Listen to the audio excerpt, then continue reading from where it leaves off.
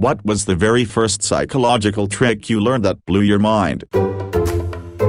I have anxiety, which makes it hard to fall asleep. Teo, things work well for me. Thinking of what I'm grateful for instead of focusing on my worries. Always redirect to being thankful, and focus on even the small things you take for granted. I'm thankful I ate breakfast today. I'm grateful that it's sunny today. Making lists in my head. Usually I use the alphabet and will tell myself come up with a cute baby name for each letter, or think of a song you like for each letter. Eventually I get time thinking so much about that and forget everything else, which helps me fall asleep. I use a hypnosis trick to relax my toes. First the left foot, then the right, then relax my arches, then my ankles, then my calves. You get the idea. Sometimes I am so wound up that by the time I get to my knees, I realize something is tense again, so I start over, but I never get to my torso before falling asleep. When I started meditation, the focus on your breath bit seemed familiar, because if you stray, you're supposed to gently refocus, and that's the same as starting the relaxation at the toes again for me. Just a gentle refocus, relaxing, zzzzz.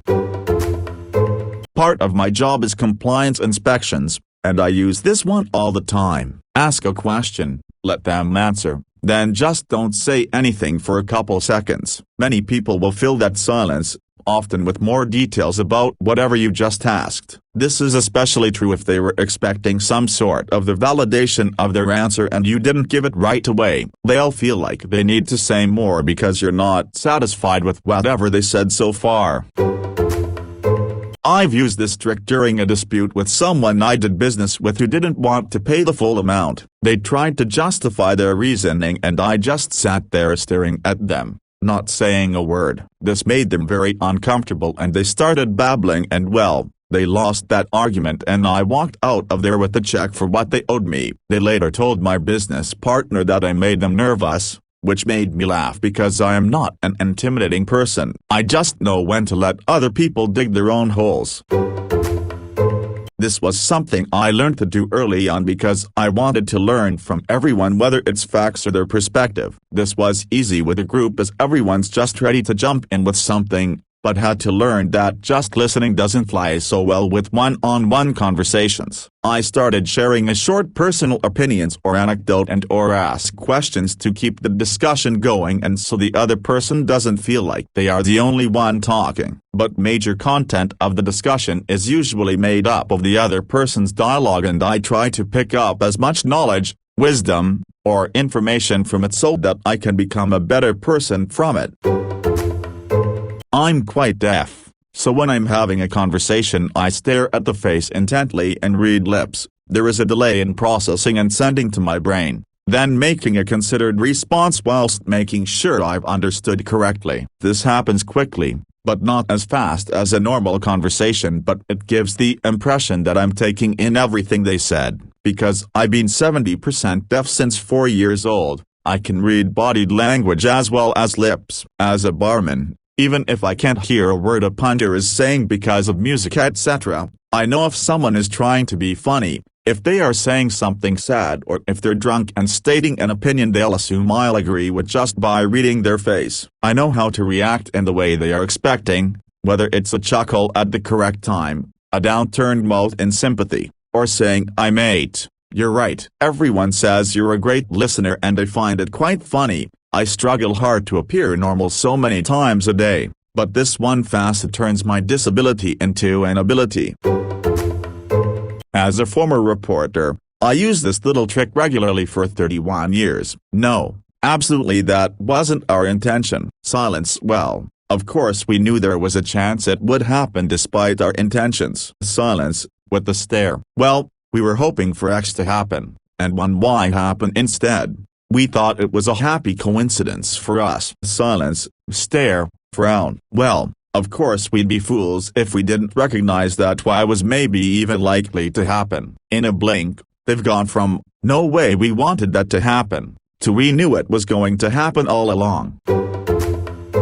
My first workplace trick that I still use regularly: people will procrastinate with their own work, but drop everything to quickly correct someone else's work. Example: Bill needs to provide a paragraph of text to go in the company's brochure. He's been dragging his feet forever and it's the last thing you're waiting on, but he keeps putting it off. Go to where his paragraph should be and write a shitty version of what he's supposed to do. Don't invest more than 10 seconds. We do widget services. We are good at it. Our services are good for your widget needs. Send it to Bill saying, "Hey, I filled in the last paragraph about widget services. Can you check and make sure it meets your criteria?" And I'll send it along to the boss for approval. You'll have Bill's polished, fully composed text in about 10 minutes. I taught teenagers in a really tough London school. A colleague taught me a brilliant trick to get a kid to calm down when they were angry. Look them calmly in the eye and say, "What do you want to happen next?" Most of the time they were so caught up in emotion they hadn't thought about the consequences of their dickery. As soon as you prod them to think about consequences, most of them would calm down straight away. Darren Brown has a trick similar to this. He's also a dab hand at disarming a potential mugger using nothing but words. Outlining his irrational behavior strategy in the Metro today, Brown recalled an incident when he was approached by a suspicious character spoiling for a fight on his way home at 3 a.m. in the morning. "I said to him, 'The wall outside my house isn't 4 feet high,' and he was suddenly confused." The idea of the psychological tactic, he added, is a bit like pulling the rug out from somebody. https://www.independent.co.uk/news/people/Darren Brown explains how reduce mugger tears using not the N words 9859017.html. Working as a waitress. If I noticed a customer was getting particularly impatient and it looked like they were going to be rude to me when I went over, when I would take the food over and before they got the chance to speak I'd say something like, "So sorry for the wait, thanks for being so lovely about it." It seemed to catch them off guard and paint them as the nice guy in my eyes, and more often than not their expression would change from pissed off to surprised. Then they'd say something like, "Oh no problem, it's okay," so they could keep being the nice guy and feel good about themselves, and I avoided chewing out.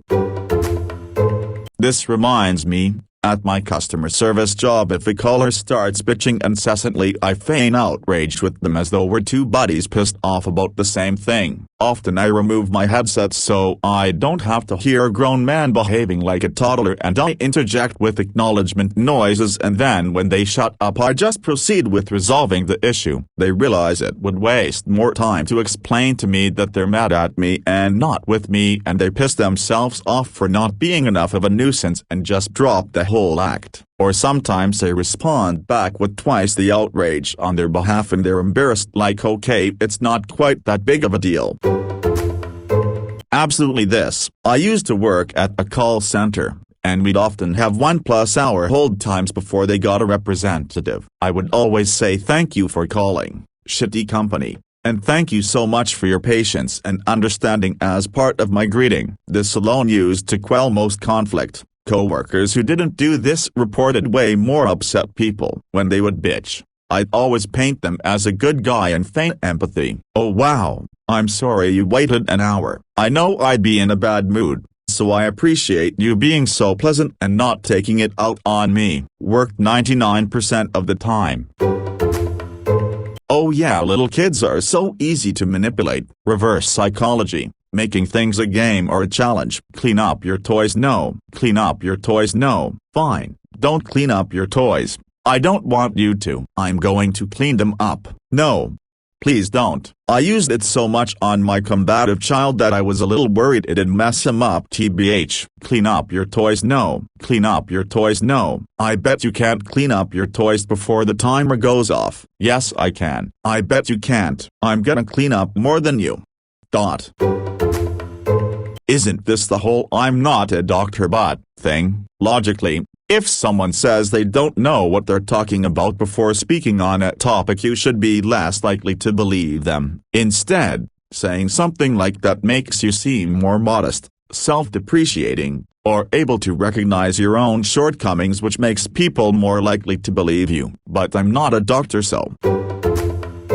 That's similar to the bad news inoculation. Give someone really bad news first, Exaggerate the absolute hell out of it. Return shortly thereafter and say there was a miscommunication. The issue is actually _. They will be relieved and not as angry as if you had just given them the accurate issue first. Use this trick sparingly. Use it too often and it will damage your credibility. Minimizing. If you feel like something is a really big chore or you just can't get yourself to get up and go do something, minimize it to a small insignificant part. Instead of doing all the garden work, say you're just going to take the tools out so when you want to work you can. 90% of the time once you're up and doing the small thing, the big bad chore doesn't seem so bad now and you end up doing it. I find that when I ask someone if they'd like to be a rewards member, they're more civil with me if I say, "Would you like to be a rewards member or no?" I figure that by saying no at the end I'm insinuating that it is completely fine to say no, I don't want to be. I use this on everyone. I've had customers that I see get short with other cashiers when they ask them this. I then ask them my way whenever I'm cashiering and they're completely civil about it. I almost always get from these same people, "No thanks, not today." I guess some people view these questions as nuisance because in their mind they feel like they're asked this every time at a lot of stores. The Wally Reflector. Thanks to Dilbert Man Scott Adams, I learned the Wally Reflector at a young age. It's very simple. If someone tries to pawn their work off on you, ask them to do something for you first related to said task. 9 times out of 10 they'll leave and try to find someone else. "Hey, can you finish this report for me? I'm going on vacation and want to leave a little early to beat traffic to the airport." "Sure, I'd love to help, but could you possibly send me a quick email with a bullet point list of what needs to be in the report, just so I don't miss anything?" On second thought, it may not get you out of the work entirely, but it definitely helps delay it and puts you more in charge of when to work on it. As a controls engineer I did this a lot. They would ask me to add something to a machine, I'd respond with something like "sure, but I'll need a cross-reference for which part numbers this will affect so I can set up the recipes." 9/10 that would be a few days in coming and I could decide when I wanted to make the changes. Kill them with kindness. You lad, nothing eats away at your enemies like that. Short, sweet, simple, and confident is the trick. You could get into a massive argument for hours, fight, cuss, spit, punch, kick. Nothing will really burn them at the core quite as much as being nice to them. I believe it is a psychological trick because they usually don't expect it. They know your enemies, and it throws them into a loop and off guard. I bumped into my old boss recently. He had absolutely royally screwed me over before I quit, stabbed me square inches the back to protect his own hide. I gave him this huge smile, said, "Hey, name, good to see you." He gave a weird frown and returned, "Hi. Oh, how have you been?" "Better than ever. How about you?" "Oh, fine." He made an obvious effort to keep walking and avoid a conversation. I bumped into him again before I left the place we were at and gave him a nod, nice smile, and a 3-finger wave sort of like a salute. His face said it all. I hate that guy. Why is he happy? I did this with the CFO at my first corporate job out of college. He had no personality, no understanding of humor, never showed emotions, just all around no people skills and was short and abrasive with people. You got the sense he thought he was better than people. Every time, and I mean every time, I saw him in the hall I put in my most chipper voice and smiled saying, "Hey Mike, how are you?" And he would just scowl. I thought it was hilarious.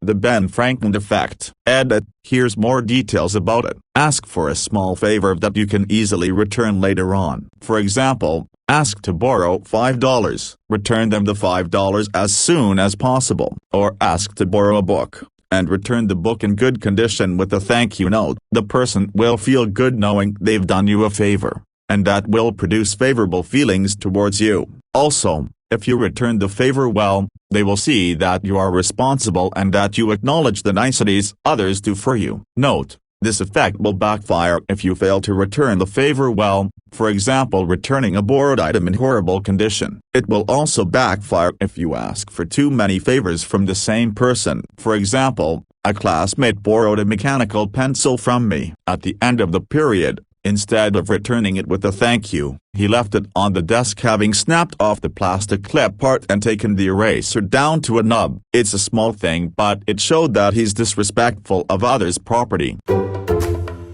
Nod and agree and move the fuck on. If someone with a strong, difficult personality is demanding you do, try _ and you don't want to but no they'll argue, just agree and move the fuck on. No reason to argue. Lol makes it so much more simple.